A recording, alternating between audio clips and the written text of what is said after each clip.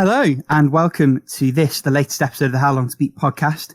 I'm Square, joined by Triangle and Shortburst. You won't get that joke, but that is absolutely fine. And this is episode... And this, I'm not even going to... I forgot about that, actually. Like, you caught me off guard. I was like, oh, yeah! Beautiful. If you really want to know what this is about, just ask us on the Discord. No. This is secret lore. No, this is a secret? All right, sounds good. And this is episode 26, so happy 6th month anniversary, 6th month anniversary to us. Yeah! Half a year already, that's crazy. Yeah, and to use the tired cliche, it's just flown by. Truly. Just like this episode probably will. So, this week, we're going to talk about, as always, what we have beaten, retired, and been playing. We're then going to move on to the topic this week, which very much feels like a me topic, in fairness. It's games that other people like that we don't. And I actually have a site dedicated to that. Oh my god. And then, as always, we'll finish off with a question from the community and everyone's favourite game. Paula, we're about to start it. How long to be the game? The game. It was okay. Oh, that went super glitchy for me. I haven't got a clue if I was in there or not. You were enough. Yep. We'll find out with the recording, as always. And why don't we kick off with a game that we've all played this week? Yes. Alex, tell us what it was. Yeah, so I just randomly played Trip World on the Game Boy. I saw this on like this random list. Like one of my favorite things to do is just go and like, you know, look at basically listicles of like games people have enjoyed on like the Game Boy and stuff, and just to get like a couple extra things that maybe would have missed my attention, and this was one of them. I think you said it was released in Europe. I don't think it had a North American release. The Japanese version is like all I could find, and like trying to find the manual for this game because it's very short. It's a platformer where you play as this little bunny fella who's like kind of able to like transform into like a flying version and like a fish version, and the game doesn't tell you this. So like when I actually first played through it, I was like, I got to this water level and I was like, why can't I jump out of this? I'm like, what am I missing? Like, you know, I genuinely was like, what am I missing? And then like, it turns out you have to press down B to turn into a fish, or up B to turn into like this flappy thing. And suddenly the game was very easy. And I was like, oh, okay.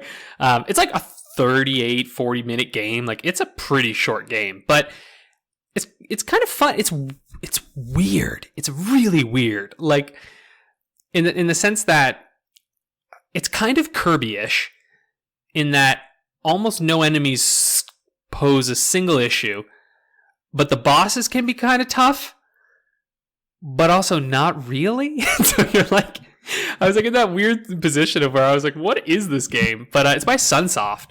They made a bunch of different ones. They're the Blaster Master, people behind Blaster Master. So yeah, I don't know. What did you guys think of it? I thought it was painfully mediocre, to be honest with you. And before we jump in, fun fact, as you mentioned, Sunsoft, one of their more recent games, Blaster Master Zero 2, while I was looking for the European manual, which I could not find, the wiki says that the character, which you said should probably be Jacob, but is like Yokopu, I think, in like... Yeah, so in Japanese it's Yakopu, because that's how it's pronounced in it, but like that is genuinely just Jacob. But like... like English translators have just like literally transliterated it to Yakopu, but it's Jacob. So fun fact. Whatever it's called, it's got a camo. Whatever it's called, it pops up in that game. Really? I cheesed so much of that game with the flying power. Oh yeah, because it kind of balked because you can only go in one direction. Then if you try and change direction, it just sort of flops to the floor. But there are a couple of like late game enemies on bridges, if you know the ones that I'm talking about. Yeah. Where it's like a little one in a robot. I just flew straight over those. I was like, fuck that. I just jump over it. I also technically finished this game. My emulator sort of balked out. So when I got like the last boss takes like 5 hits, judging by the long plays. And every time I landed the 5th hit on it, both our sprites would disappear and the music would keep going, but the screen would be frozen. So as far as I'm concerned, that's a completion. I couldn't fucking care less.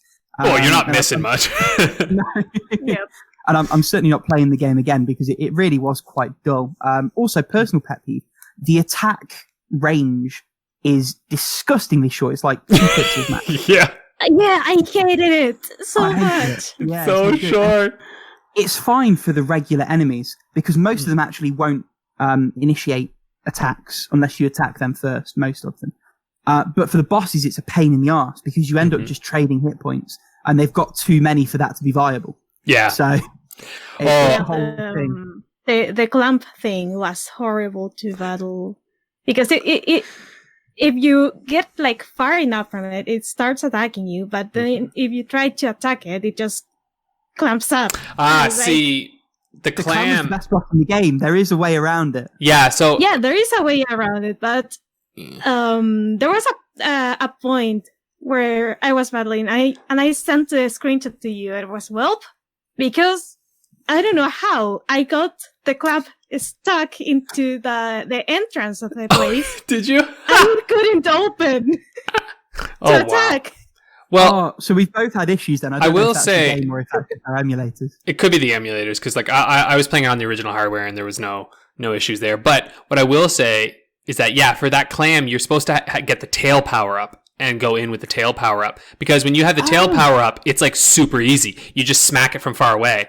And the power up has a time limit. So what you're really supposed to do is find out where the tail is, find out where the boss is, get there with the tail as fast as you can. And once I did that, I beat that thing like no problem because I had the same problem as you. I was like, how do you beat this thing? It's so hard. And then I was like, oh yeah, I have that tail that goes really far.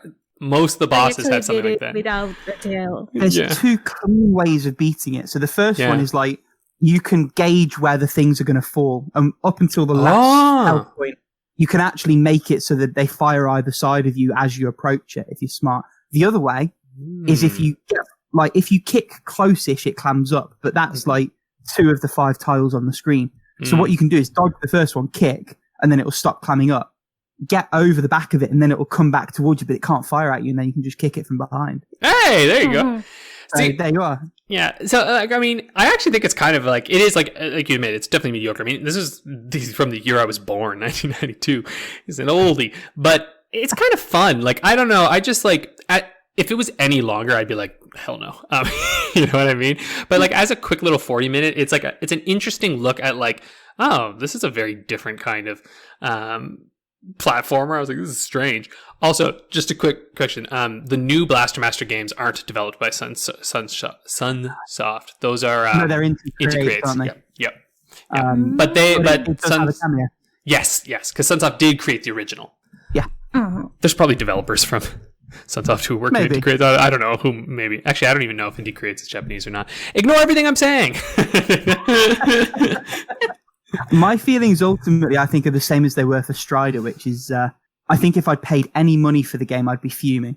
But like, as something I emulated for free, half on original hardware, because I played this on a Game Boy Advance with my flash card, a similar setup to playing Strider on a PSP through the emulator app. I feel like as a half-hour handheld sort of muck around, it was fine. And if it looks interesting, I'd say like you're better off just giving it a go the time you'd waste reviewing and checking. Just download it and play. Just do that. Also, another addendum. Yes, Indie Creates is Japanese because it's an ex-Capcom developer. There we go. I'm done. Did you have any other thoughts on it, Paula? I mean, at the very least, like, the designs were cute, but besides that, the overall fights were like, some were super hard, and I guess, like, I swear, after the clamp, I breezed through the game. I absolutely breezed through it. The last boss is nightmare. Oh yeah, the last boss is rough. Because you have a gauntlet to get there. Yeah. Did you not find any difficulty there, Paula? Not really, because like you have like these last 3 battles back to back, pretty much. So I pretty much like breezed the first one. Then the weird Pikachu clone thing. I realized that it moves depending on what you do. So I ended up cheesing it, and the robot only took me like a couple of tries. Nice. Well, you're just stupid clamp. Better than we are. We just need to get good, yeah. That's funny. Well, anyway, it's an interesting game. Why don't you tell us about your other playthroughs? Yeah, I feel like we've exhausted Trip World talk. Yeah, absolutely. Well, it's pretty much Picross E3, E2, and Picross E3. So that has been my week, it seems. Hardcore gaming. The thing about Picross is that the E2 introduces like this mini Picross that is like you uncover like a huge paint, but it is made up of very tiny parts that are like easy to make, to solve, I guess. That was fun. Picross E3 introduces the macro Picross that is like, it has these little clues that serve for 2 of the columns or rows, and I hated it. I don't like that. Good to know. But besides that, the other puzzles were like, okay. So yeah, I've been in a Picross frenzy, and the other games I've been playing, I haven't finished. So I talk about it more later. Nice. What about you, Rick? Alex? Any of you? Go on, flip that coin, pick for us. Who's going next? Rick. Sweet. Go ahead. So, other than Trip World, I've got 3 other completions. The first of which is the latest in my Cecile Richard back catalogue adventure, Nice. Continental Drift. I think it speaks volumes that I actually can't remember anything about it. Oh, Like, 5 okay. days later, I'm genuinely drawing a blank, which isn't good, but it was probably super short, so check it out, I guess. And then I finished 2 games that I was playing last week. So Witch Eye for Android, which is a Devolver Digital little mobile game. I've gotten a lot more positive in my feelings about it, I think, the more I've come away from it, purely just because of how much variety there is in there. Every level did something slightly different, whether it was environmental, boss-based, ability-based. The collectibles weren't super obnoxious, which is cool for a game where the movement is a little bit finicky. And for the price, I think it was like £2.70 or your regional equivalent, so a few dollars. Definitely give it a go if it looks appealing, because if you like the look of it, you will probably like the playing of it. And it's one of those good mobile games where you pay once and that's it. Nice. So always good to support that as a business model. That's such a 2020s thing, isn't it? Buy the game, support that. Fuck. Anyway, the other game, speaking of fucking 2020 horrors, was on the Vita, and that was Aqua Kitty DX. Real good time with this one. The difficulty curve is a little bit all over the place, but because it's an arcade level-based thing, that wasn't really an issue. So from level to level, I would either breeze through it in maybe 1 try, 2 tries, or I'd be smacking my head on my desk for about an hour until I got through. And part of that's just because on each level, there's a separate requirement to protect every single one of your little milk mining stations and stopping the worker that's on that from being taken away. So I'd often be in a position where I'd probably still clear the level, but I'd have just lost a kitty miner. So I'd just restart the level. Really good though. Really good for what it is. Very solid. Maybe similar to what I said about Next Machina a couple of weeks ago. Maybe they could signpost things a little better. So there's like some seaweed in the foreground that very occasionally will hide a bullet. And the other pet peeve is that the creatures that come to pick up the staff on your milk mining facilities absolutely should not be able to shoot you while you're carrying them. I can't tell you the amount of times I died because I was flying in to shoot and then suddenly a bullet pops out of them and there just isn't a human way that you can intercept that.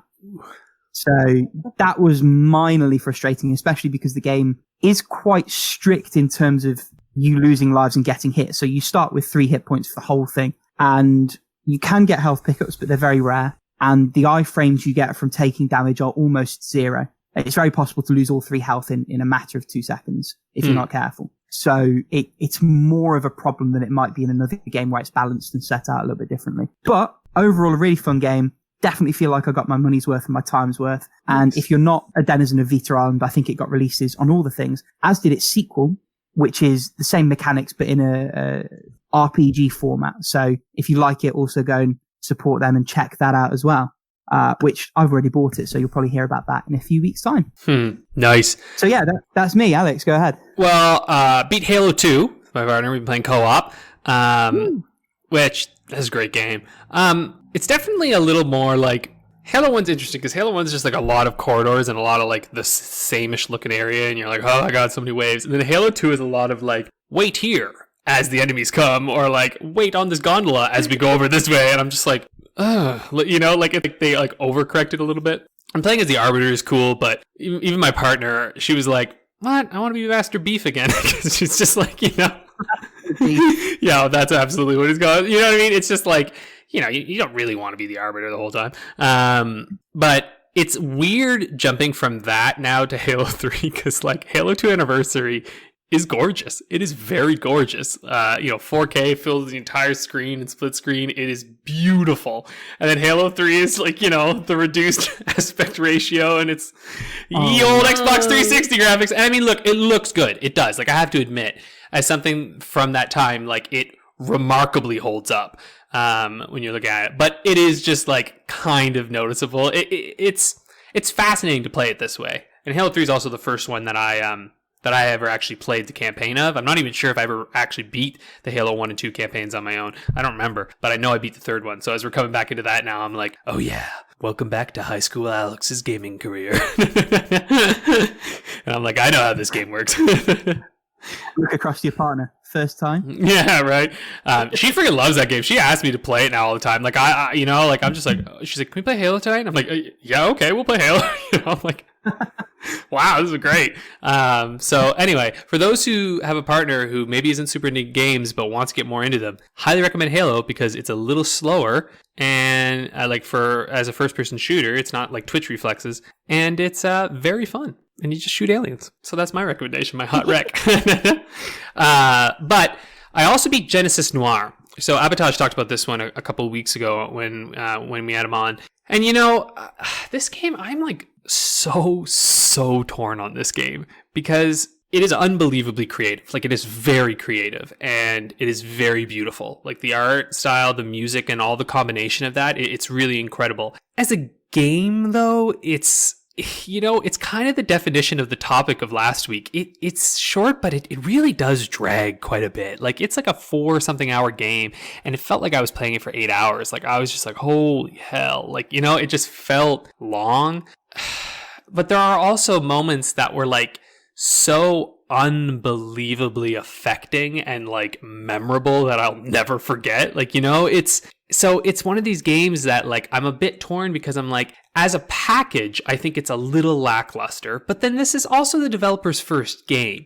And so to me, it also belies like a real sense of promise. Like I'm like, these will be people I think to follow because whatever they're going to make is going to be fascinating, I think. And within the game, there are moments that you're just like, holy shit, that was so cool. And it's inspired by the Cosmocomics.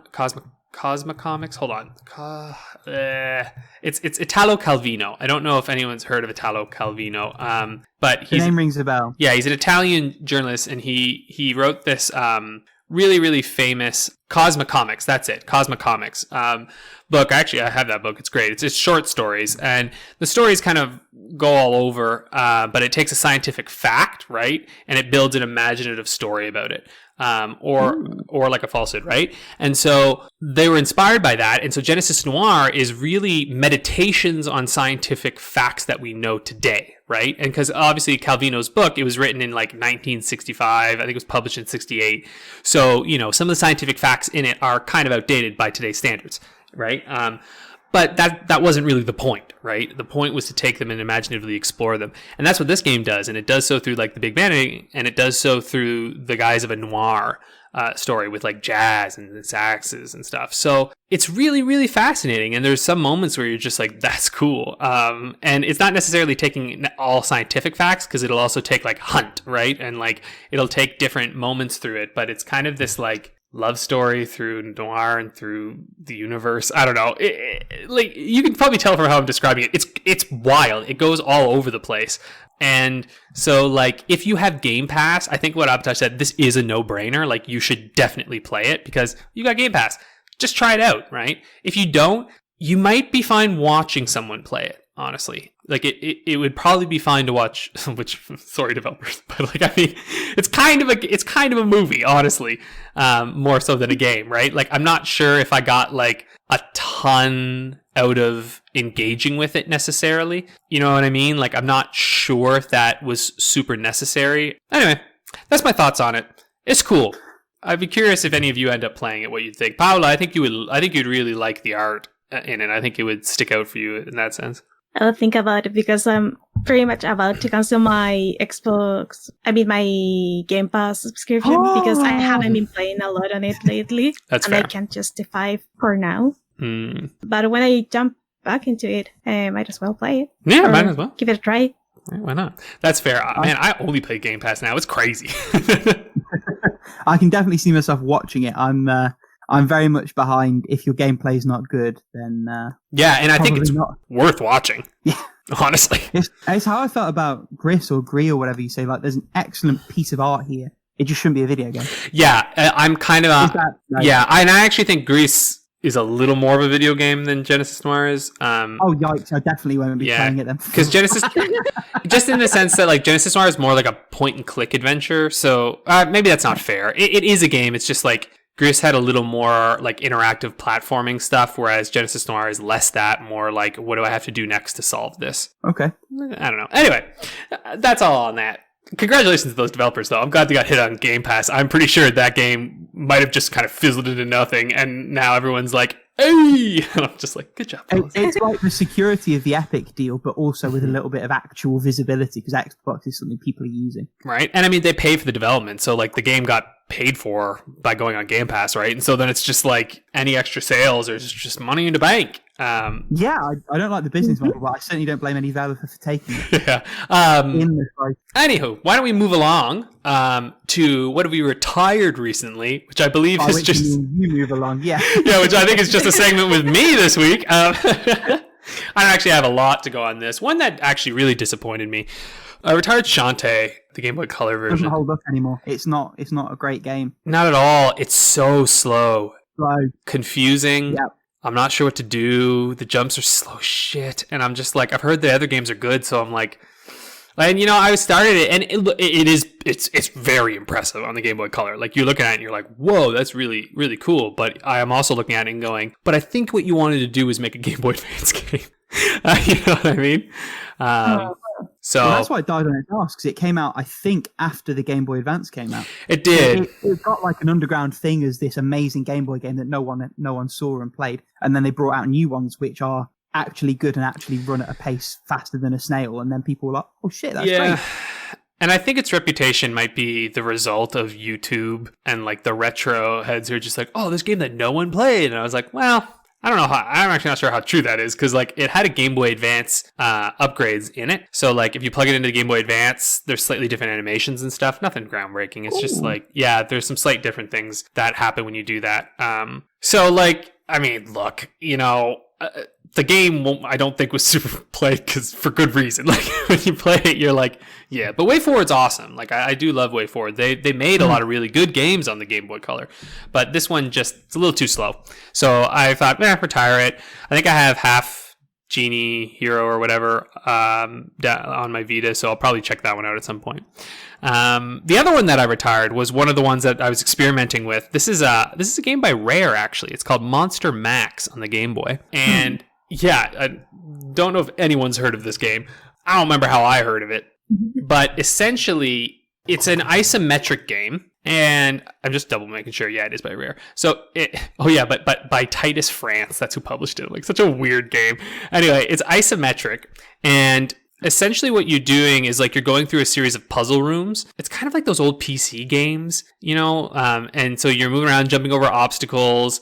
I think there's a game that I played recently that was sort of like this, but there's a long tradition of these isometric games, and it's good. Like, it's not a bad game. As you're going through, you know, you collect little objects that you can like place down with the B button and like swap out for different ones, and it'll like raise you up higher, and you can go in, like there's different mechanics, and you're like going to all these different floors. The issue is that it's just kind of slow, and also like I don't really like those games. They're not really something that I'm like into. I've never been a huge fan of the isometric style like puzzle box games. I just find them to be a little boring, to be honest. And, you know, it has a password system too, so I'm just kind of like, ugh, no thanks. I don't want to be doing passwords on this thing. You know, it's before Game Boy really was able to do the save cartridges. Oh, which also, fun fact about Trip World, just going back to that. If you wait until the entire title screen finishes and the little bunny goes across, if you press select, you can just choose whatever stage you want to play on. So Fun fact, in case you need to want to do some of that. But anyway, so I just retired it. But if you like this kind of game, like isometric perspective, I think you should really try it because, like, honestly, when it came out, it had extremely good reviews. Like, this thing was like way up there in the reviews, and it is a solid game. It's a Rare game, right? Like when Rare was in its heyday. So I would. It's gonna be expensive. There you go. So I would give it a chance because it didn't really sell well, I don't think, and so no one really played it. It's just sell well because it was rare. Oh God, Really? Too many rare puns. Anyway, that's it for my retired. Why don't we move along to? Can we retire, Rick? Yeah, retired. Your puns have been retired. Why don't we move along to what we've been playing? Hey, on that note, Rick, why don't you tell us what you've been playing? Yeah, sure thing. It's much the same as it was last week, in fairness. So Hades is still on the playing, but I still haven't really done much with it. Ditto Freedom Wars. My feelings on them are still much the same because I haven't really done anything for them to change. There's one new game, and then I'll come back to the other one in a second because I feel like we're going to have a conversation about that. And the new game is a game called Synergia. And we had a little joke during the week that I'm becoming the anti-Paula because Synergia is a visual novel where the love interests are women rather than men. And it's decent so far. So it's cyberpunk themed. The palette is really nice rather than the neon yellow thing that CDPR went for. It's all reds and then muted pastel colours behind the reds. Really, really pretty. Probably not as pretty on the Vita as it would be on another platform. The Vita port definitely has a little bit of jank as well. The text log doesn't quite work properly. The audio can be a little bit janky in terms of when you go in and out of the menus, like every fourth tone is super loud. But it's on the Vita and it's like a new release on the Vita. So I'll take what I can get at this point. It runs, the game is perfectly playable and enjoyable. And the story's quite cool so far. Without giving anything away, because I really think it's something that if you're a fan of the genre or it looks appealing to you, you should go and check out. It gets really heavy really quickly, touches on themes of transhumanism, religion, politics, but not in a really overbearing way. It's quite smart in the way that it brings those in and out and it plays with the story. I'm maybe an hour and a half in, we've already had a couple of twists where I'm at the point where I feel really engaged and excited to sort of see where the story goes. It doesn't look like a super long one, so bear that in mind. There's a little website called How Long to Beat where you can go and check times. And a main-only playthrough of the game looks to be sort of 3 to 4 hours, which suits me because I didn't really want it to be a super long epic. I'm in a position where that kind of story is the kind of length where I probably want it at the moment. So I'm having a lot of fun with that. And I'm also having a lot of fun with Narita Boy, which is the last of the games that I'm playing. It's funny because they do that in the title, and then there's like a text part, maybe 2 hours in, where you'll maybe remember the bit when you first get the techno horse. Yeah. And you're riding, and those text boxes pop up, and they'll speak of his legend forever, the legend of Narita, and then there's like 4 O's in the boy, so you like do it in your head. Boy. Yeah. This game is flawed. And I certainly wouldn't make out that it's a 9 or a 10. It really isn't. And it was interesting hearing you say the stuff you did about Genesis War, about it being a developer's first attempt at a game. How there's a lot of promise there. I really feel that way about this one. I can agree with that. The world they've built is beautiful. And while I don't mind the flavor text as much as you clearly mind it, I think in future releases they can definitely show more and tell less. That's something that hopefully they will build in. Hopefully they'll fix the platforming as well. Once you get used to its quirks, it's manageable, but it's never good, or it certainly hasn't been good yet. Fortunately, they rely on it not a lot at all. That's a really bad way of phrasing that sentence. The other thing that... the platform is bad. Good thing they don't use it. The other thing that sort of weirded me out is that instead of giving you a high jump or a double jump, they're like, oh yeah, just uppercut. That makes you go higher. Like, great. Plus, you can only uppercut from the ground, and I'm like, come on, I'm like, let me uppercut in the air. That's dope. But it wouldn't be realistic, and as we know, this is what the game's going for. Yeah, this game's realism, all right. What, are you telling me you've never been sucked into a game to defeat evil code? Oh, every Thursday. Oh my God. But yeah, it's good. The combat is nice. I don't have the same problems with it that I think you did. And once you get around the idea of the 3-hit combo not giving you any kind of stagger or iframe on the enemies, because it really doesn't. Once you're then a little bit more mindful of using your bashes, dashing around, you've got the special abilities on the meter and you've got the shotgun. It gives you a lot of variety very early. And I really appreciate that the combat doesn't hold your hand too much. It sort of throws you straight in. And that's similar with the bosses. I can already tell you haven't gotten to a certain part yet, but anyway. Wow. It's just funny because the way you're talking right now is how I felt at about the point that you're at in the game. And I'll be curious to see if you still feel this way after, in a little while, because like I do agree with you. Like I found in general, it was nice to have a lot of the tools early on. It's just later there are some enemies that appear that can only be defeated in a specific way. You mentioned last week, I remember, yeah. Yeah, and it sucks the goddamn joy out of the game. Because it's not even that they're that hard. You're just like, all right, guess I have to beat this thing this way, you know? And like, it's just that thing where it's like, you see one appear and it's like, I guess all the cool stuff that I've learned how to do is useless now. You know? So anyway. I may have more of a tolerance to that though, because I didn't mind that in Doom Eternal too much, because there are certain enemies in Doom Eternal where very specific requirements are made of you, excluding the Marauder, which can go fuck itself. But there's quite a few other enemies where there is a specific way. Maybe that's a slight difference though, because it's not like other things are completely ineffective. It's just there's a way to do it right, and there's a way that you can still do it, but you're going to be there 4 times as long. And you're sort of siphoned out of that though, because you've got to deal with 15 other targets, and you just have to be smarter about things eventually. And see, that's the key difference though. And like in Doom Eternal, you have other things to focus on. In this one, they'll literally stop everything and it's this enemy. And that's it. Okay. And so you just had to fight this stupid mini boss type enemy that's got one way of dying, and then it appears multiple times, and you're just like, oh my god almighty, I don't want to play it. It's like the gravity well, man. Like, you know, that's what it is. Like the Strider 2 gravity well kind of thing. Remember that? How it's like it appears and you're just like, this isn't hard, but except it's worse, because at least in the gravity well you could do a couple cool things with that. But in this one it has like a real specific pattern. Interesting. Yeah. Anyway, how soon is that going to be? Because I've just done the yellow trichroma stuff, and I've just opened the cave after the desert bit with the horse. How close am I to this road bump? Oh, I think you're extremely close, I think. Okay. From what I remember. Yeah, I think so. Well, yeah, maybe you're like an hour or so away from it, maybe. It's hard for me to exactly remember, but you're getting there. You're getting pretty close. Yeah, I don't like this game. I just don't like this game. Yeah, I don't know. I don't like the story. I don't like any of it. I like the art. That's it.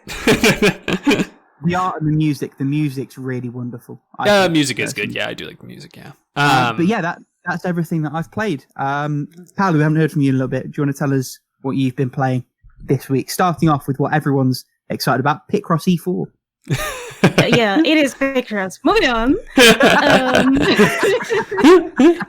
I'm still playing Animal Crossing New Horizons. This time I remembered to buy my turnip. And I was relieved to get a screenshot in our group chat this morning saying I remembered this week. It was like 15 minutes just before I left my island, and I was like, oh no, the turnips! And I have to hurry up to turn on the switch and get through Isabel's like intro, and then run all over my island to find after dropping everything in my inventory. So yeah, hopefully I get a profit. That game is the most stressful, relaxing game I've ever seen. Yeah, it is. Hopefully I actually like make a profit and the prices don't like just drop overnight and I ended up like losing money. That would be horrible. So yeah, that's Animal Crossing this week. I've also been playing Diabolik Lovers, and I finished one of the routes, and I got what is supposed to be the good ending. I thought you were on the worst route. Yeah, the good ending for the worst route. Okay. Gotcha. So yeah, for anyone who wants to play this game, the character that has a teddy bear is bad news. Like, don't get near him. Just don't. I mean, that's good advice for life, really, isn't it? Any adult who still carries a teddy bear around probably avoid. The overall consensus is that as a character, it is interesting, but you don't want to be near that interesting character. And the worst thing is that it's kind of the best word thing, because Diabolik Lovers is one of those visual novel otome games that have like the little portrait of the heroine visible at all times. Which, by the way, Dewey has been like such a... I really like her as a protagonist, and I think like if you insert like any other kind of protagonist in this game, they would be dead like real quick. What hurts the most is that at least during this route, you can like slowly see Dewey like spiraling like in this like mental place that is just not okay. Just to conserve her life. The game actually throws like a couple of breadcrumbs to you, like, hey, the plot is going like this way, and keep playing to know more. And I'm actually like interested because like I still don't know why her father sent her there, because I am sure that he knew that house was full of vampires. There's no way he didn't know. So yeah, that was a little look hopefully I get to the other routes, and hopefully we can only go up from here. But in a happier game, I also been playing like Unrealized Wintertide Miracles, but the English version this time. Hey. And it has been such a joy because this is like a fan disc, like the second fan disc for the original game Garden of Rebirth, which means it kind of takes place after the game, but there's like an extra chapter that kind of takes place in between certain chapters of the original game that don't have like any impact on the overall story.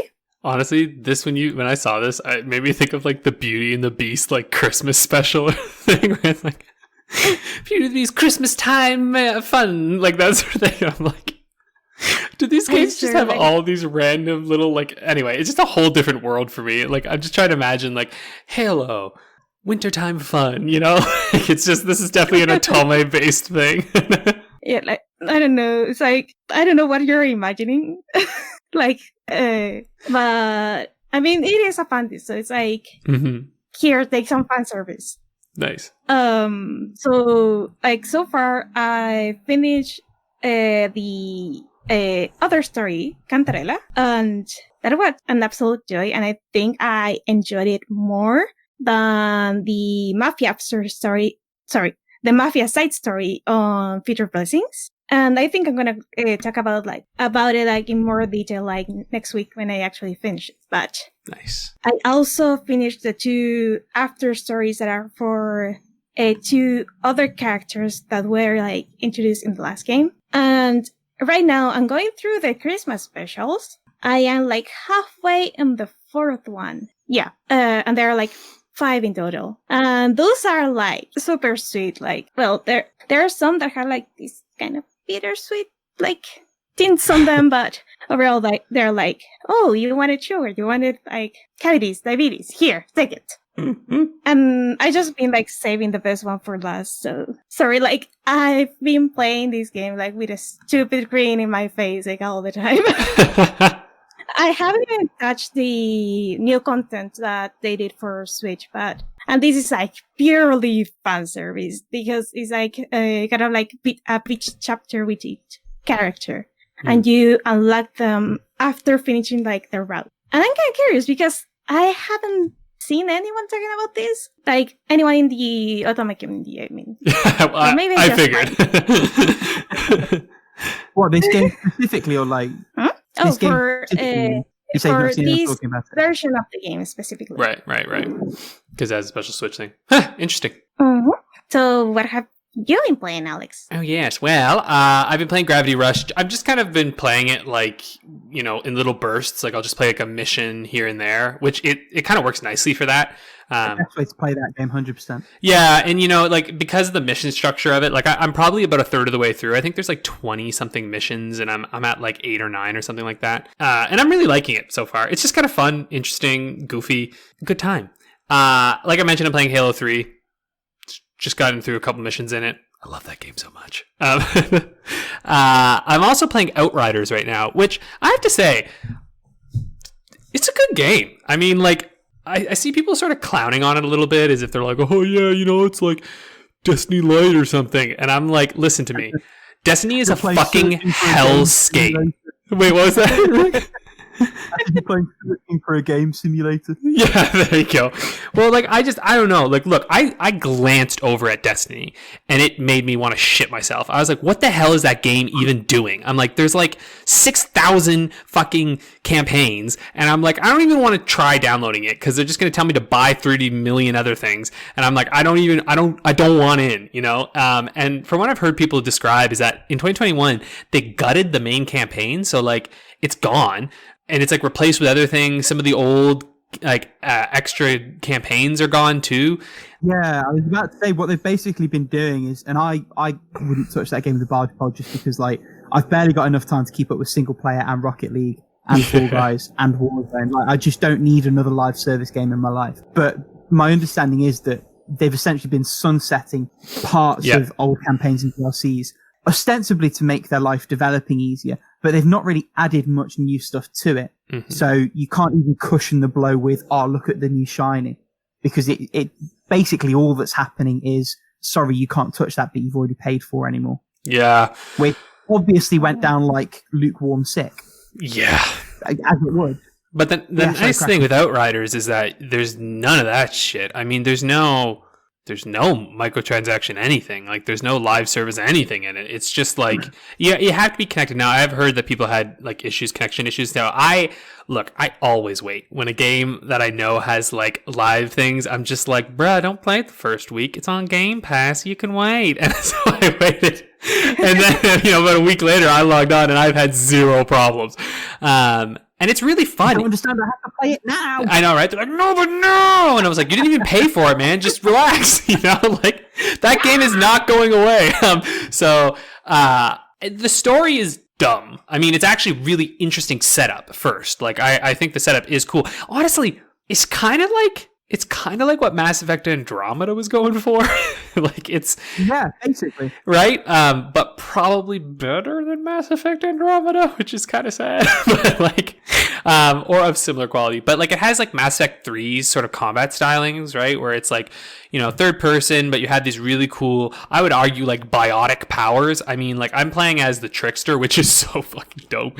You basically have these like crowd control abilities, but they're also about like, so if you kill someone in close range as the Trickster, you get health. So the game is all about launch yourself in, because you have like this one move that'll like teleport you right to an enemy, fucking blast them with a shotgun, or like slice them with this like temporal blade that you have that turns everyone into skeletons and they explode, and you're like, yes. But the problem is if you get like fucking gang waved by everyone, you got to get the hell out of there. So it's like you're playing this game of like for a cover shooter, I've very rarely been in cover. Like I've just been going through, blasting people off, blasting their heads off. Now, of course, some of the other classes could be different. But you can play this totally on your own. I think this is probably a lot more fun with friends, but like I'm really enjoying it on my own. Kind of in the same vein as like Borderlands, right? Like you can play that game by yourself, but it's probably a bit more fun with friends. Though I would argue this is a better single player experience than something like Borderlands 3. Because there actually is enough of a story to keep you interested. Rick, you look like you want to jump on something. Yeah, it's a Square Enix problem where they can't fucking let you not log into their single player game, because they've been doing it with Hitman as well. Obviously, IO have continued it since they've dissociated from Square Enix, but it just seems to be a Square Enix thing. There is no justification for single player content not being playable without an internet connection. Apart from anything else, because you're essentially putting an expiry date on your game. Same as all the stuff going around about the CMOS batteries on the PlayStation 3, 4, 5. There just shouldn't be like a time bomb in your game. That isn't a thing that you should do. And it's something that, at least with Outriders, people are feeling it. And that's sort of being talked about publicly. Hitman, it feels like they just sort of got away with it. And that's probably part of why Outriders is the discussion that's being had. It's just stupid, apart from scummy, apart from everything else. And I wish they wouldn't. I've got that off my chest now. You can that's fair. I mean, like I said, I don't like love it either. I feel like I can actually give them a pass only because it's not for some kind of like microtransaction-y reason. It's basically just so that you can drop them in. Part of the problem. No. Bad Alex. No, well, I don't know. I get it though, because it's like they want people to be able to drop in and out of their game as you're going. So like, you know what I mean? Like, I don't love it, but like, I get it. But the reality is, I'm not someone who's gonna buy these games. I'm playing it because of Game Pass. You know what I mean? Like, I don't buy Hitman. I never play Hitman. Out of that discussion, that's fair. Yeah, you know, right? So like, I'm with you. I hear you. I'm like, definitely not. But then I'm also just like, I don't really care. I just want to shoot some aliens. I don't really even own the game. Booyah! I know, right? Yeah, I'm like, this game has an expiry date for me, and it's 15 hours. Like, that's, you know, like, I'm beating it and putting it on the shelf. Anyway, all that aside, I'm also started playing Everhood, which is on sale right now on the eShop. It is a rhythm. Okay, this game is fucking crazy. So it's Undertale, the rhythm game, is kind of the best way I can describe this. Yeah, it is hard. Like, the rhythm segments, this is one of the first games I've ever seen where when you boot it up and you go in to pick your difficulty, it starts you on hard, and it's like, this is how the game's supposed to be played. Like, it's like, you can go normal if you want, man, but like, genuinely, we optimized this game to play on hard. And I recommend it because like, it's never felt too difficult. You're basically on this like track that has like 5 lanes coming, and you're this little guy who looks like Gino from Super Mario RPG, except he's red. He's a little wooden guy, and you can jump, you can move side to side, and you can jump. And you have to avoid all of these like glowing things that are coming at you from the enemies. Basically, the system works is that 3 hits, you're dead. But when you get hit, if you get hit twice, if you manage to avoid things, your health will regenerate.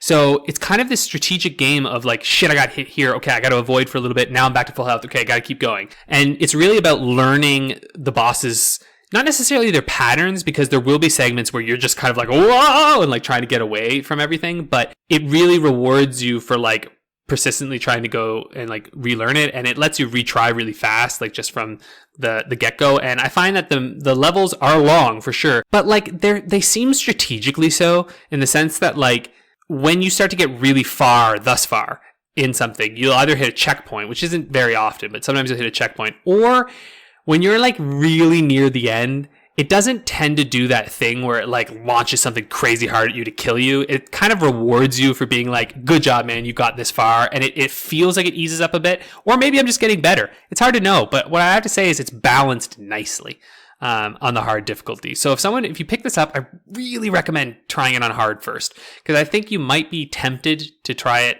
on like easy or on normal, but I think you're really losing out on part of the experience if you do that. But like, no problem. If you just want to experience the cool songs and the fun flashy shit, like, go to town.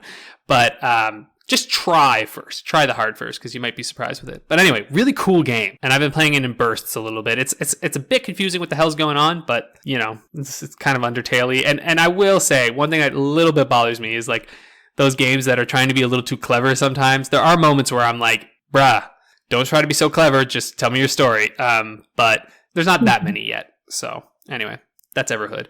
And the last one that I'm playing that is actually surprising me a lot is Lufia: The Legend Returns on the Game Boy Color. This is an RPG, but it's an interesting RPG. So you have 12 teammates, basically. Well, you can get a lot of teammates, and you have this like square, and so far I only have like 3 of them, but you can like rearrange them all in different orders. You like learn all these you learn spells at like churches and stuff, and like you pick up these like ancient texts that you like. It's like it's got such complicated systems for the Game Boy Color, but they're also like kind of easy to understand, surprisingly enough. And the story is actually like, it's like pretty funny. Like the game's like genuinely pretty funny, and to the point where like it really surprised me, because I honestly thought I was going to pick this game up and go, it's another one of those long goddamn Game Boy RPGs, I'm not going to do anything. But then I noticed I just keep being like, I kind of want to explore a little more, I think. And it has procedurally generated dungeons. Yeah, no, it sounds like that, but it actually is pretty interesting, because you can avoid all the monsters because you see the monsters on the screen, and the monsters only move when you move. It's a bit like Cave Noir. So while it's like a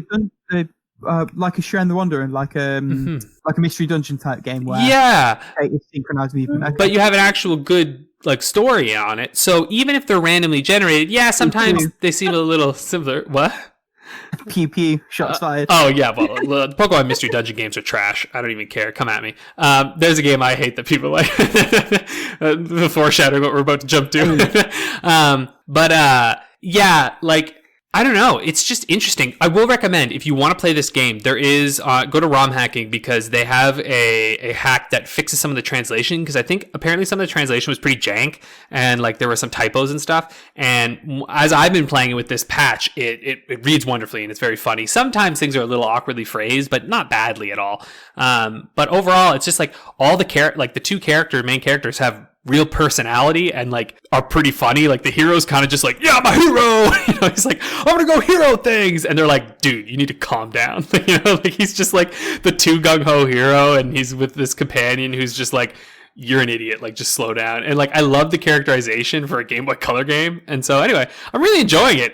It surprised the shit out of me. I thought I was gonna pop it down like almost immediately, but complex and like really deep systems in it, and an intriguing story, and it's always different when you enter a dungeon. So I'm like, random battles are only on the overworld. I mean, that's fucking great. It's like, I hate random battles. So anyway, that's what I've been playing. I'm playing a shit ton of stuff. Too much stuff. You wouldn't know you've got exams on, eh? Yeah. Oh, no, this should actually tell you I have exams on, because I'm clearly doing everything except studying, right? I don't want to study. Right? Isn't it? It is. So anyway, why don't we go on to the topic of the week that you mentioned there, Rick, and I just alluded to. Yeah. Yeah, this was, I think, like kind of a shot at you. Not really. I'll take that shot. It's a fair shot to take. But I think we all have this. Yeah. You want to explain it, Rick? We all have this. We don't all have low-key reputations just for like being a contrarian and hating things that other people love. So we thought we might talk a little bit about both games that are critically acclaimed and loved and what have you that we just don't like.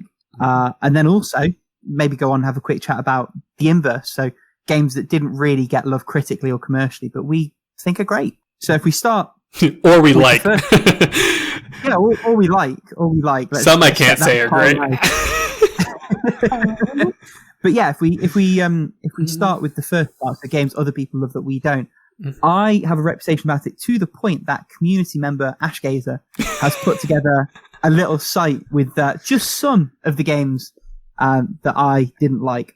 Sometimes along with quotes and comparisons to the actual like review scores. So, for example, Super Mario World, I said, I think on this podcast a few months ago, playing Super Mario World in 2020 felt like eating a Vita cracker in video game form. I also said that I preferred Rayman 3 to it, the GBA version, which is a side-scrolling platformer, because, and I quote, Rayman 3 at least has some personality to it. I can hear Tiamat crying. There's just a tear dropping in Quebec. The beauty of the site is that it shows that quote, and then underneath it says, game rankings, 94%. Shit. Well, I mean, sorry, I was gonna say, we've all admitted, like, you know, I've ranted and raved about Divinity Original Sin and how I think that's a jackass game that's stupid, but I know that lots of people love it, and like we've heard Paula's Pokemon Sword. Pokemon Sword until on Persona 5. Yeah, which Persona 5 is. Let's not bring Persona 5 again. Yeah. I want to run for another couple of hours. Is Persona 5 a game? No, anyway, sorry, let's keep going. No, but the Royal version is. Yeah, that's the one that is. Yeah, all right. So if I just rattle really quickly through mine and then give the floor to you two for this, because I've got another 8 on this page. Metal Gear Solid 2, I found the controls to be awkward and the story completely nonsensical. Also, fuck that game for needing 4 buttons to fire a gun. That's just stupid. Metacritic 96%. Uncharted's 1 through 3. I actually don't dislike these. I just think they're only like 6, 7 out of 10 sort of action games rather than the sort of masterpieces that everyone generally thinks they are. Ocarina of Time, cover your ears, Paula. I've tried to play that game 4 times, I think. Once on the N64 and then like 3 more on the 3DS remake of that game. It's just never clicked with me. I think it's one of those where if you got the 64 when it came out and you played it and you loved it, it probably worked for that. Coming into it after the fact, it didn't work for me. And it's the same kind of thing I felt with Final Fantasy VII, where it's just slow and it's like cardboard cutout figures sort of plodding around a world. And it's not even necessarily that it's bad, it's just that I didn't have the patience for it. Then Eco and Shadow of the Colossus are joined together. The quote on the site is, those games are 5 out of 10s with a moody paint job and a story incomprehensibly wanky enough to get journalists swooning over them. And I stand by every word of that.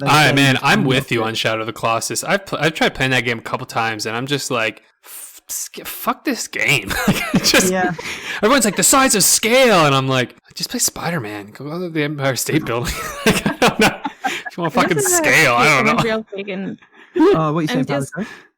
I wanted to comment real quick, like on your Ocarina of Time comment. Like, okay. I like that game. I don't love it, like most people do, mainly because of the world feeling a little bit too variant for my taste, and I will die on this hill saying Majora's Mask is the better game overall. Like, very much in every single way. There's probably plenty of people that agree with you on that, to be fair. Majora's Mask gets a lot of love, although, interestingly, seemingly not the 3DS port. Apparently they bought quite a few things with that one. And then... I don't know, I played the 3DS one, and like, look, I don't know, if you're obsessed with the N64 version, then yeah, I guess they botched a lot of things, but if you're just a casual player, you're not going to fucking notice anything. Like, I'm just being real here. The 3DS version brings so much like quality of life improvements to the table that you can like pretty much like forgive a couple of things they botched. Yeah, I think it was like the water jump was one of the ones they did kind of botch, but anyway, whatever, it's fine.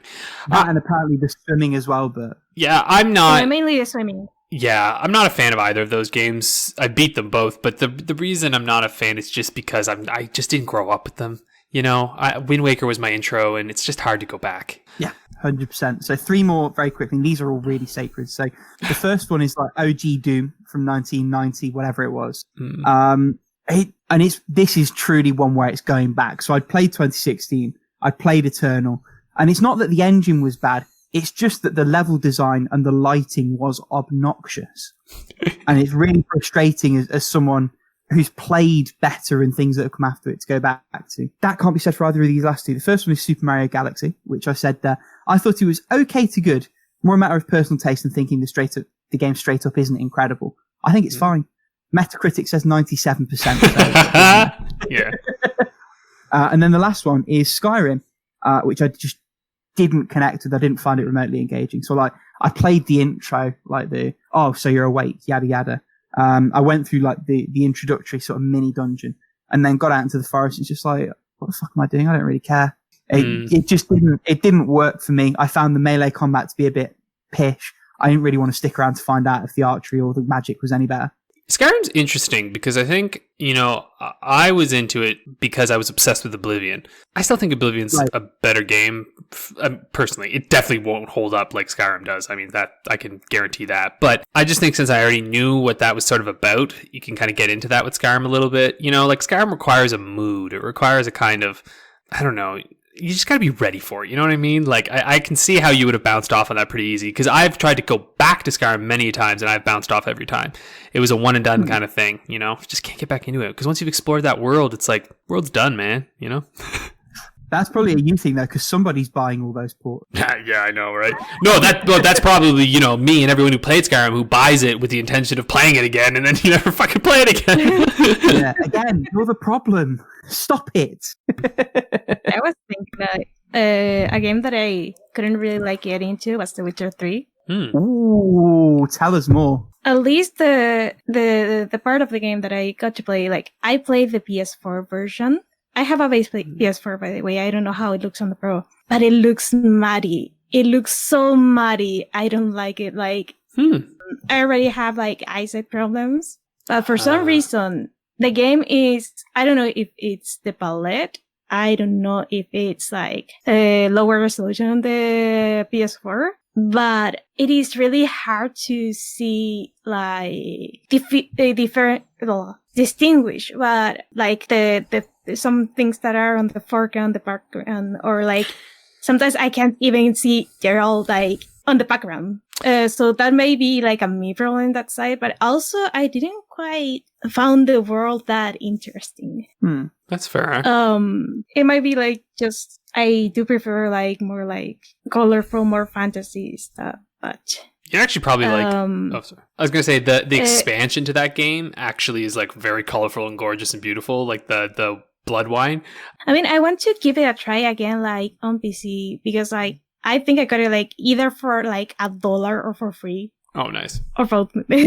So maybe I can actually like get behind like the resolution thing on the PC, because like I really like, if you compare the PC version to the PS4 version, the PS4 version looks bad, like real bad. That's always going to be though. In fairness, that's always going to be.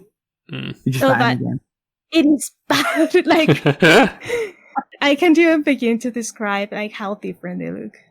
I guess I just never noticed it. I don't know, but I always thought other it game good.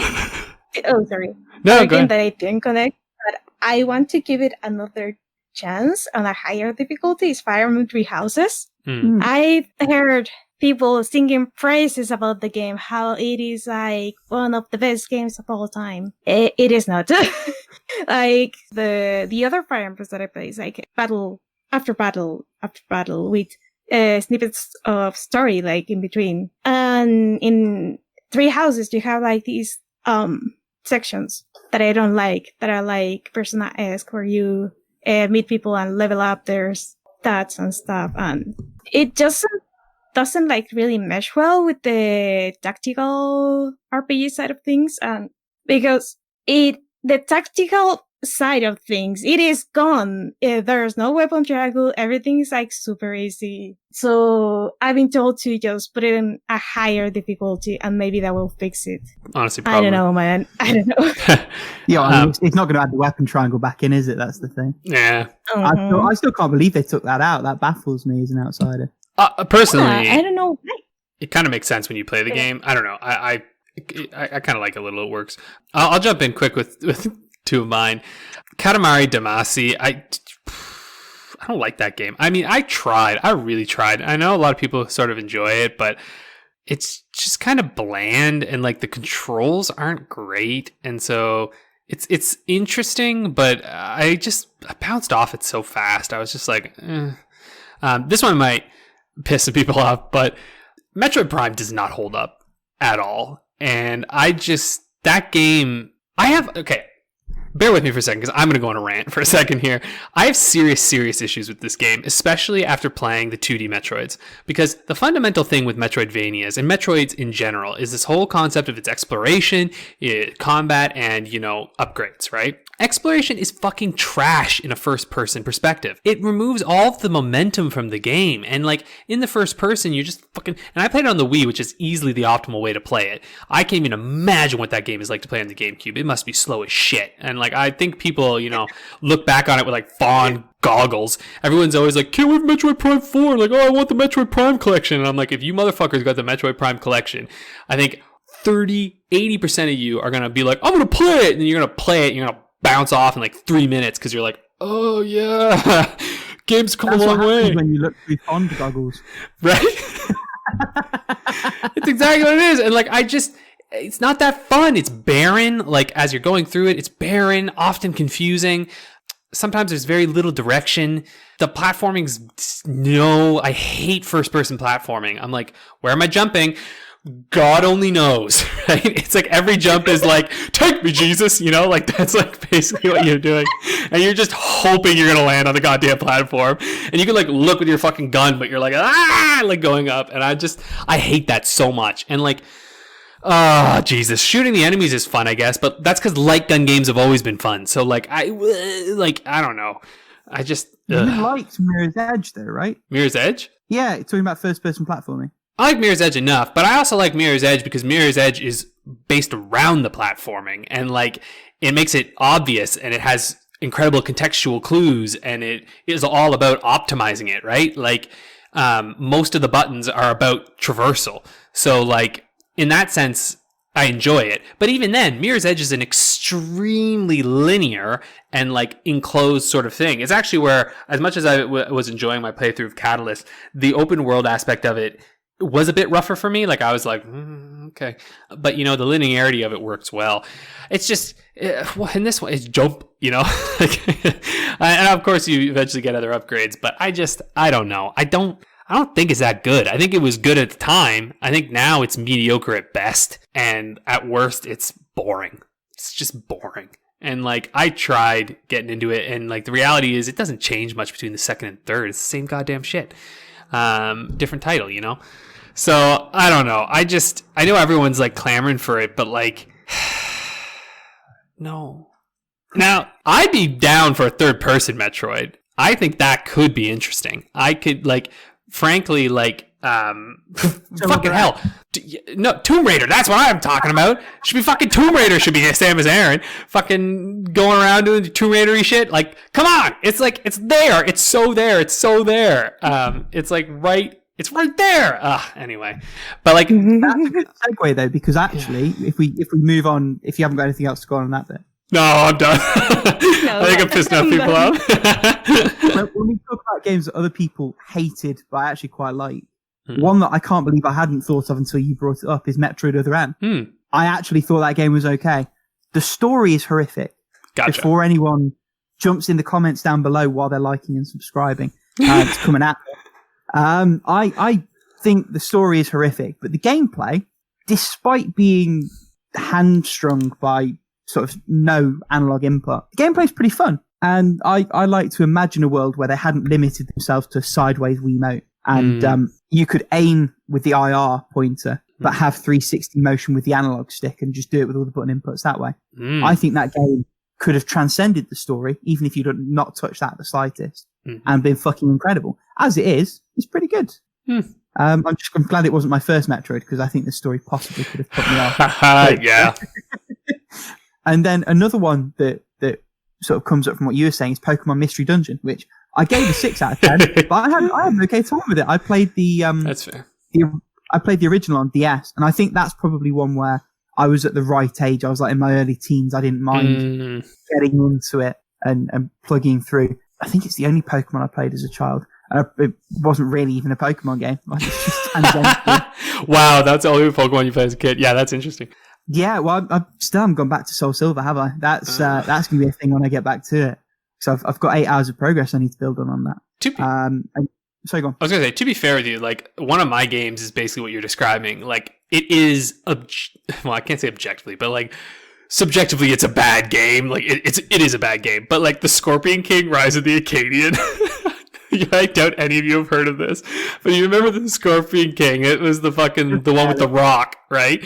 And they made a game on the GameCube of this, and it is just a terrible third-person brawler, kind of action-adventure game. But, like, I really had fun with it as a kid. I was like, woohoo, throwing, these, like, big pots at assholes' heads, and, like, get your sword, and you're, like, smashing people, and, like, it's not a good game. Like, nobody go please and play this on my recommendation, because you'll be like, what the hell were you smoking?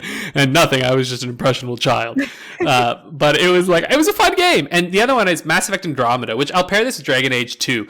Both those games, I think, get shat on. And I think the critiques are 100% totally deserving. And, like, make perfect sense, especially with Andromeda. I'm like, all the critiques made of Andromeda, I'm like, yes, I agree. But also, I like, I just like, do you know what I mean? I just enjoyed the game. And I also didn't get hit by any of the weird, like, glitches and shit that a lot of people got hit with Andromeda. So I kind of had maybe your experience with Cyberpunk with it, where it was like, nothing went wrong for me. So as I played the game, I was like, it's a little empty. It's not as good as the other Mass Effects, but it was more Mass Effect. And so I was just kind of happy with it, and albeit, in Cyberpunk's defense, like, a bug-free playthrough of Andromeda is nowhere what a bug-free playthrough of Cyberpunk. Oh yeah, I agree. The start of Andromeda. It's not a good game even without bugs, because I didn't have any. Well, see, this is the thing. I think it's a good game. I don't think it's a great game. It's probably. I think it's straddling the line of mediocre good. It's like right there. It's like right on that little area. Firmly under mediocre, but we can agree to disagree. Yeah, but that's the point of this segment. Games that I didn't like that I did. Yeah, that's fair. What about you, Paula? I'm trying to think, because like there are a lot of games that aren't like very well known or haven't been played by a lot of people compared with other games of the franchise. But they don't have like horrible reviews, so I am not quite sure if I should put them on this section. Okay, fuck it. So, the fifth generation of Pokemon came out when people were already like kind of playing with the franchise, and also they kind of did a kind of soft reboot, because they very much got rid of the national Pokédex and tried to make this game with only like the regional Pokemon. Which fifth gen? Sorry. Oh, which one's Black and White. Gen? Right. Okay. Oh, those ones. Okay. These games often are overlooked, but they're actually like pretty good. Like first, in terms of difficulty, they're like pretty solid. In the story for a Pokemon game, it's actually like a pretty good story, and it has like this epic feeling, like especially like the newer games don't have. And I don't know, like overall, like they must be like on my top 3 Pokemon games, right? With X and Y, which is also like what's the word I'm looking for? A lot of people said that X and Y was the beginning of the end of Pokemon in a way. Oh man, I loved X and Y. I got my Charizard back. I love it. And the other 2 games that I love, but a lot of people don't, are Fire Emblem Echoes Shadow of Valencia, because it is a remake of the Black Sheep Gaiden. Mm. But between like the story, because you play like as these 2 characters, so you pretty much are managing 2 armies that eventually like join like in the middle of the story or near the end of the story. Really, I really enjoyed the story of that game. I really enjoyed the cast of characters. Nice. The battles were awesome. And especially after Fates, that was like kind of a downgrade from Awakening. It was very refreshing, very fun. And finally, The Legend of Zelda Skyward Sword. It is one of the most polarizing games in the franchise for some reason.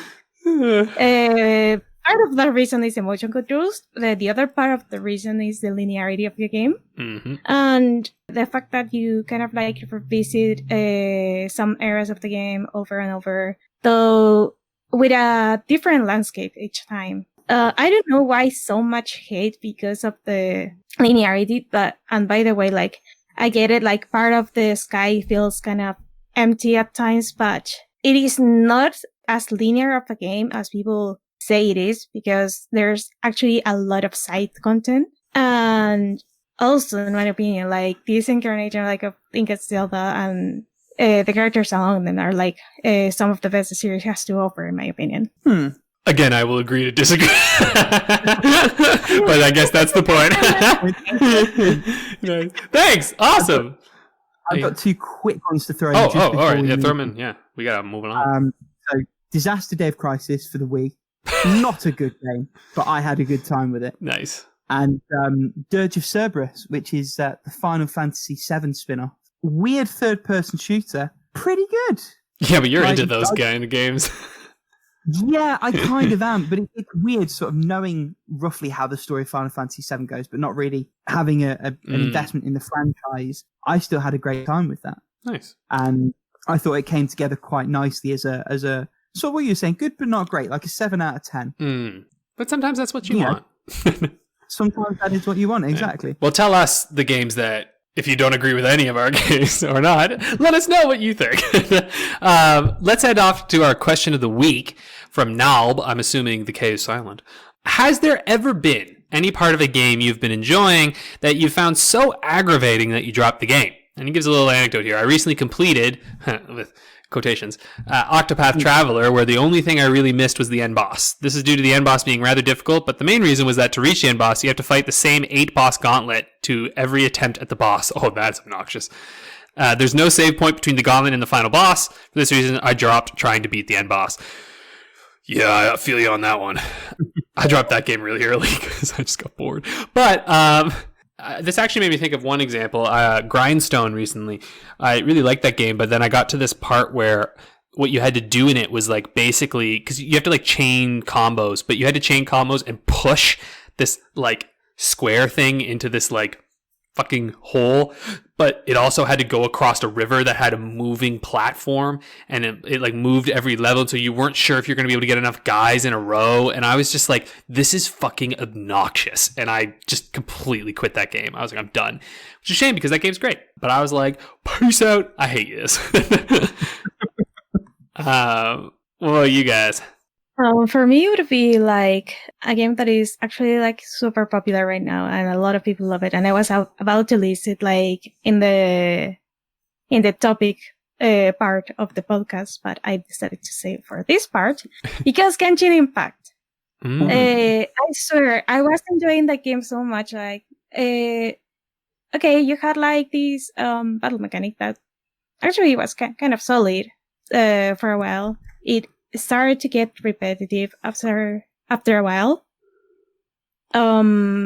But as long as you like keep switching the characters, it doesn't really grow old because like, especially when you unlock the ability to invite people to your world or going to another person's world, the multiplayer is like kind of like one of the best parts of the game. The problem is, first, the story unlocks as they release it, but also you have to be a certain level to keep playing the story, which is bullshit. Yeah. And I'll keep saying it is bullshit. Not only that, but one thing that really started like annoying me after a while, first, how you get the characters is with this gacha system. But it isn't like even connected like to the lore of the game or the story of the game or however you want to call it, because it is not like in Xenoblade where you can get these gacha crystals that had the blades, and okay, that makes sense like within the universe. Or it isn't like any other RPG where people start joining your party via the story and via having like a reason to join your party. The thing is, in Genshin, you can have characters you haven't met yet in your party. And sometimes you have to go to the cities to ask that character a thing, even though they are in your party. So there's already this disconnection. And you can literally like walk up to this Kaeya guy using your own Kaeya guy. And this like Kaeya is talking to Kaeya. And I have no idea what you just said. Basically, it's the gaming equivalent of the Spider-Man meme where he's pointing at himself. No, okay, gotcha. It makes no sense. I was listening intently, but I'm very confused. Nice. So that's one thing, and the other thing is that they have this like banner system where they have characters like in rotation. So even if you've been like, if you're a new player, if you miss the banner, you're screwed. You can't get the character until the next time it appears. And I'm like, okay, I hate this. And I get they are trying to get me to play like every day, but I don't want to play this goddamn game every day. I like spending like 8 hours in a game like one day and then forgetting about it for a week and then come back to play another 8 hours in the game. And not only that, this game has like this to-do list every single day, and the missions start to repeat after a while. And I'm like, fuck this. I don't want to play this game anymore. It has too many quirks that I don't like, and they just kept piling up like over the month I was playing. But you're forgetting, Paula, if you don't come back every day, you're not as likely to spend money. Spend money, Paula. Consume our microtransactions, Paula. Buy the thing.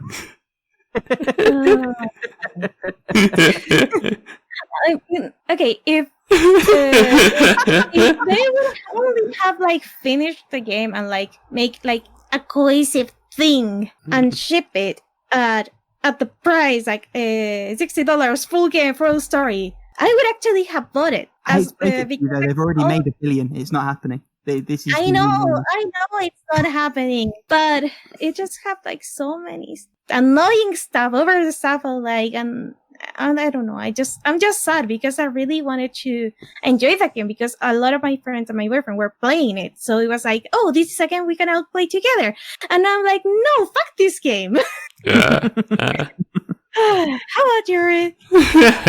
So two immediately spring to mind. And it's weird for someone who's so readily retiring games. I don't really have any sort of sacred cows. I'm comfortable to throw it almost immediately. Generally, there's always 3 or 4 things wrong with the game that I retire. But there are 2 specific examples that jumped out. The first one, or in fact, I'm looking at my tides now. Let's make 3. So I'll make them really quick. The first one is Breath of Fire Dragon Quarter. I loved the mechanics. I loved the combat system. I was quite compelled by the story, but there's a really annoying sort of countdown clock system, which is like your dragon meter. And there's a few different ways it can deplete, but one of those ways is just like every time you take a few steps and every time you take a turn in battle. And the idea is they want you to play through a few times and pick up the story. And a full run of the game would only take 7 or 8 hours. But when I played the game, which was like maybe 14, 15 years old, I just wanted to play the game. I didn't want to play the game and then play the game again. And I didn't know how long it was going to take or how short it was going to be rather. And it was just so disheartening the first time that meter counted up and crushed me. It's just like, oh, fuck this. So I went. Even though I was liking everything else. The second one is Burnout Paradise. The racing is excellent. The cars are pretty cool. I hate the fact that it's like this open world thing where they've got all the different points. I much prefer the level structure sort of thing, the older Burnouts. So that killed what was otherwise a good game for me. And then the third one is Motorstorm. And that was just a lack of content. So it's like I liked the game, but it wanted me to play every map like 15 times with every different variation of the cars they've got. And that just wasn't a recipe for me finishing it. Yikes. Well, there you go. Yeah.